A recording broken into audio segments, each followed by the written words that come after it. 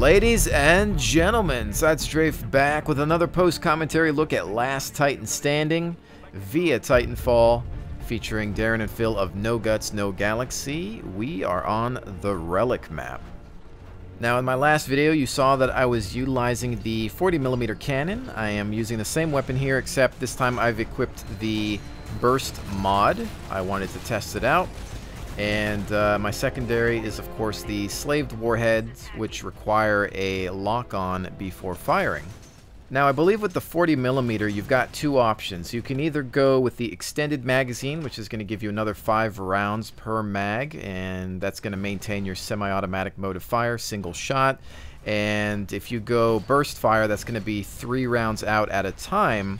You're going to go through that really quick, and you're technically doing a little less damage, and your accuracy, I believe, also may suffer.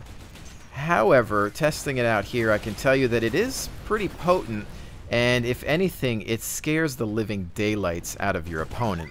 In a way, I suppose you could consider it a form of psychological warfare. You might not be doing as much damage per round, but if you're hitting your target with all 3, they're feeling it, and it is something that's going to definitely want to make you run away. Now, one thing I wanted to touch on in regards to my last video, many of you had criticized me for not zooming in enough, and I'll tell you, it's intentional. When you're zoomed in, you can't run or walk as fast, and that means that you're susceptible to damage. I'd rather be able to move at full speed and utilize building or terrain cover. Now, you can still dash while zoomed in, but I'd rather save the dashing for an emergency situation. It really just depends on the map and the area and what I'm looking for. Many times I'll just use the zoom in to find a pilot who's ejected from his Titan. Or maybe I have a weapon that requires me to use the zoom in a little bit more, kind of like the plasma rail. But with the 40mm or the chain gun, I just don't feel like I need it as much. And, you know, well, in Last Titan Standing, my score's not that bad at the end of the game. So I think I'm doing okay without zooming in 90% of the time or more. Now, of course, as I'm talking about decent scores, you can see that we're not doing so hot. I lost a lot of teammates at this point. Coordination was not fantastic this round, but I believe that will change a little later on. On top of that, their pilots that he ejected earlier are just raining down grenades all over our Titans, and it was really hard to find them and avoid that fire. At this point, I know that since I'm on foot, I really don't stand much of a chance unless I can get to some high ground, so I'm trying to cloak. But I'm also aware of the fact that there are some pilots around, and they're probably looking for me as well. The one thing I didn't notice here, though, is that there's an arc mine on the ground, and I'm about to trigger that. There it is. Not having a good day all around. And we seem to have one Titan left, but I'm not sure what he's up to. We jump up over here, run into some pilots. Not looking good. I throw an arc grenade to try to cover myself, but they've got a Titan who's just spamming grenades all over the place, and there's no way I'm surviving that. Probably another good example of why you definitely need to stick together with your team and focus fire the enemy, utilize your different loadouts, and take advantage of all of that firepower variety, if you will. Another topic I'd like to bring up in regards to secondary weapons. In my last video, I believe I had the rocket salvo equipped, which by nature, very inaccurate rockets being fired out. I tend to wait for a good opportunity. I like to use them when I know I have a shot or a target that's going to get hit by the majority of those rockets. It doesn't always happen, and I usually end up missing with them anyway, but I try. I don't want to waste them. Obviously, there's that recharge time. Now here you can see I'm using the slaved warheads, and these are basically homing missiles. You have to lock on to your target to be able to use them. You might be seeing some opportunities where I'm able to lock on to a target, and you're saying, why didn't he take the shot? Well, it's because I'm waiting for a shot that allows most of those missiles to hit. If I lock onto a target, but he's in an interior, and he has cover to the left or right of him, then those missiles are probably going to go to waste. But if I have a Titan out in the open, I get a good lock on, all of those missiles are a guaranteed hit. I believe you're about to see an example of that as we have a Titan flank from the left here. Contact Titan, missile lock, rounds out, plus the burst fire, and that's a dead Titan. So you can see why it may be a good idea to save them sometimes. However, here you're going to see the opposite. You're going to see me use them on a Titan who's running around in the ship. And it was one of those things where I had felt comfortable where I was. I was in cover. I had friends covering my flank. I can see anything that comes down this route. And I let them fly just because, well, why not? They'll probably recharge in time, and you can see they all go into the ship. And that's a wasted situation. But while it's okay to do that here, it's probably not a good idea if you're in a fierce firefight in some close quarter area where you're going to need those if you only need to wait a few more seconds longer. You may also notice that there are times where I'm firing at absolutely nothing, or maybe I'm just trying to hit an arm or a leg or get some sort of splash damage. In this case here, you can see that we're just trying to keep them at bay or get their attention, maybe even flush them out and push them into another part of the ship so that the rest of the team can go around and flank them. A lot's going on in voice communication on TeamSpeak, and generally there's always a reason that one of us is doing something. Another thing to bring up might be the damage core ability. Some of you, I'm sure, are saying your damage core is available, why aren't you using it? And it's because I'm, again, just waiting for the right opportunity. I don't want to pop damage core and have the enemy be able to get behind cover or run away and then have it go to waste when I need it the most. Back to the match at hand, though, you can see that most of the fighting revolved around this ship. A lot of the team spent most of their time inside of it, and more often than not, we would just surround it and keep them in there and shoot them when we had the opportunity. But it would almost end up being like a SWAT team operation where you eventually just have to burst into one of the doors and overpower them if you could. It's kind of funny to think about how much ammunition these Titans must have on them. I'm almost surprised they're not wearing backpacks at this point, but there's another target. Lighten up the damage core as we get stuck on that crate, but we're moving forward. Looks like we're going to try to get some death from above. Quick elimination there. Also, for those of you that are not aware, you can actually fall off of some of these maps. The cliffside over there on the left is one such example. Bombadil found out one day that his Titan did not have wings. Threading the needle here with some 40mm. That Titan is not having a great day. Round over. Now, since filming this match, I have unlocked the Strider Titan, and I will probably use it in my next video, but I'm curious about its usage. It's going to be a lot faster, and it's going to give me a third dash, and I think it's going to be a fantastic Titan in certain maps. I think that there are some levels that have so much cover, crates that you can run into, buildings. There's no destructible terrain, so it's really easy to run into something and have it completely mess up your movement. More often than not, a lot of maps have corridors and bottlenecks where you can get stuck in your Titan, and if you're pinned down by multiples, then that's a quick death. At this point, you can hear and see a Titan who has equipped the accelerator mod on his chain gun. It basically starts off firing a little slower and then ramps up over time, giving you a better rate of fire than you would have without the modification. It's one of those things that could come in handy if you have a target in sight for a long period of time. However, if you're fighting against somebody that's utilizing cover and dashing a lot, it could put you at a disadvantage. Another thing you want to remember about this game is that each Titan has their own core ability. The Ogre has Shield Core, which toughens up his shields. The Strider has Dash Core, which gives him unlimited dashes while it's active. And then the Atlas has the Damage Core ability. Now, if you're on a team, if you're coordinating over voice comms, it's probably a good idea to talk about who's using what and when, not just with your weapon loadouts, but with those core abilities.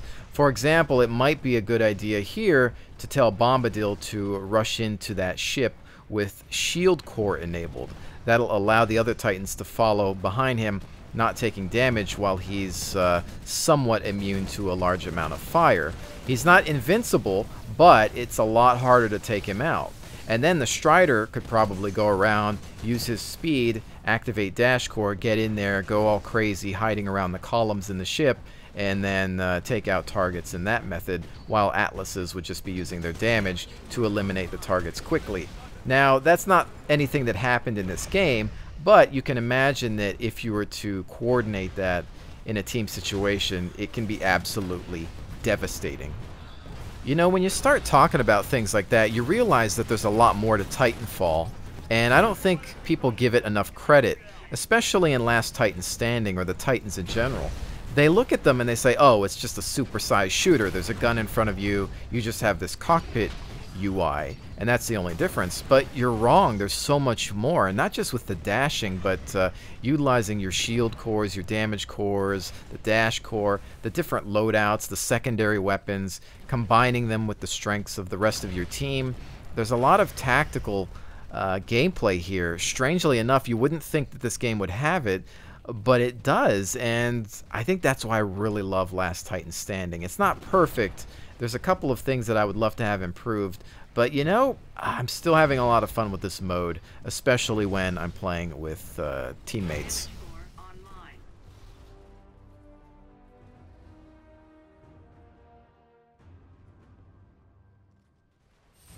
Switching sides.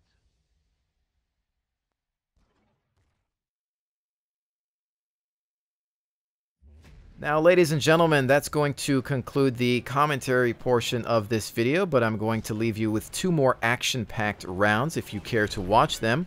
And I really hope that you've been enjoying the Titanfall footage on my channel. I look forward to bringing you a whole lot more, and with that said, I will definitely see you on the next one.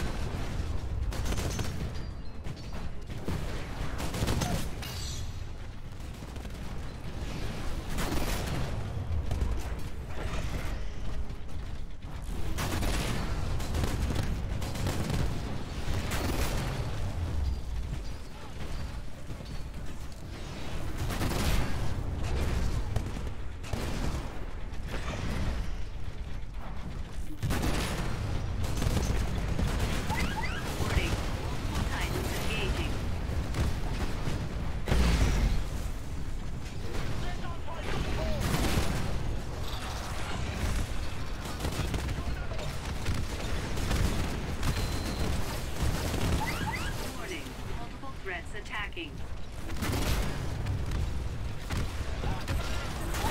Caution, you are outnumbered 2 to 1.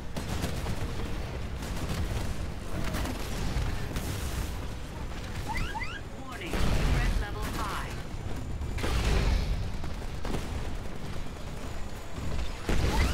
Warning, another Titan is attacking you. Only 2 enemy Titans are left.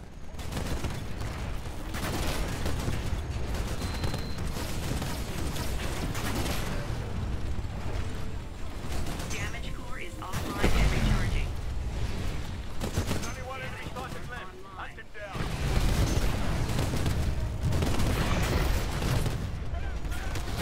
All units, be advised. We are mission complete. Nice work.